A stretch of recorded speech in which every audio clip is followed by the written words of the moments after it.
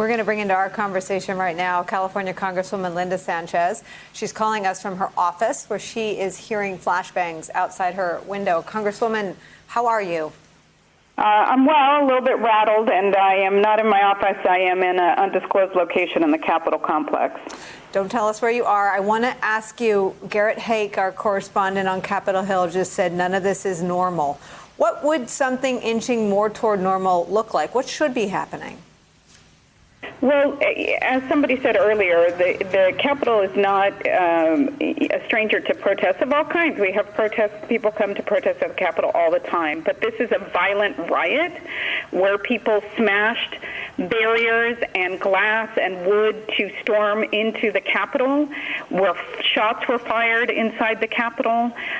So this is not a normal run-of-the-mill garden variety protest. This is, in my opinion, a seditious, traitorous act to try to subvert democracy and to try to delegitimize the votes of every American who participated in the last presidential election. President-elect Biden described it, in fact, as an insurrection. So for those of us watching these images, if it's a seditious act determined or designed to undermine democracy, some people call that a coup attempt, or if it is what the president-elect described it as an insurrection, why do you think the rioters are being allowed to just hang out and take pictures with their phones? Yeah, that I don't understand. Every single one of them should be arrested and prosecuted to the fullest extent of the law. Do you have any ability to, are law enforcement, Capitol Police in contact with you? They have been providing us with updates throughout the afternoon. We were removed to a secure location with other members, but it was really crowded, and there are still Republican members who refuse to wear their face masks, and so I decided I did not feel safe staying in those crowded conditions, and I have gone to a less safe alternate location, but one where I feel like, I'm in a safer environment.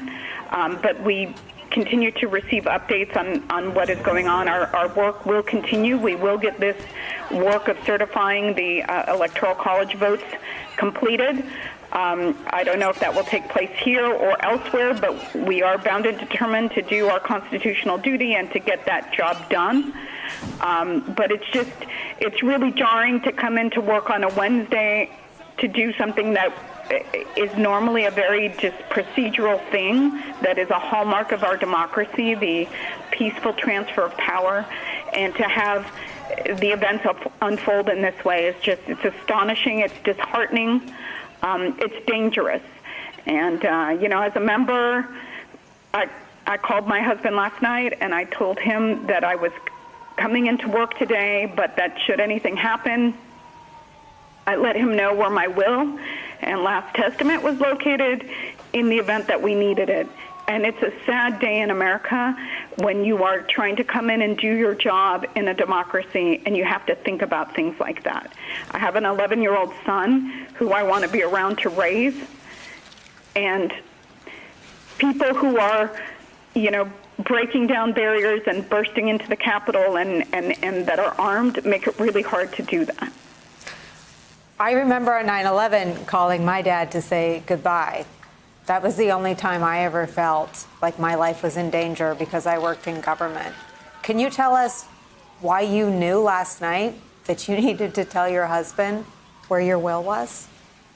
It was just a premonition that, there has been enough nasty rhetoric, inflammatory rhetoric by our president and by others to encourage this mob-like behavior, this riotous behavior. And I just knew that it probably would boil over, and I just wanted to be prepared. I wanted to have a plan. And as I said, having to barricade yourself into a room and put furniture up against the door and, grab whatever objects are handy that can be used as weapons, when you are going into work it's unfathomable to me that would be something that, again, that would happen on a Wednesday workday.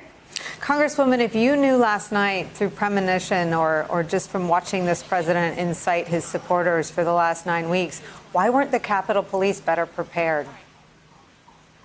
know, I don't want to play the blame game, and I give the Capitol Police a lot of credit because they have come around to, as I said, check on members and to put us in secure locations. But we had asked questions early on, what were the plans for the protesters, which became rioters, and we were assured that they would have it all well in hand, that they had a plan, that they had contingency plans, and that they, didn't want to give us specifics because they didn't want those specifics to get out somehow to the general public. But I have to say, I'm left scratching my head, wondering how did these events just transpire to where, people broke through barricades, and once they broke through the barricades that got them onto Capitol Plaza, why wasn't tear gas employed then, or water?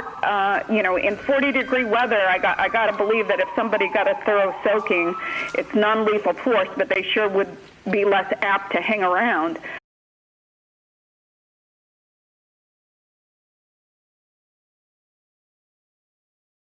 Hey there, I'm Chris Hayes from MSNBC. Thanks for watching MSNBC on YouTube. If you want to keep up to date with the videos we're putting out, you can click subscribe just below me or click over on this list to see lots of other great videos.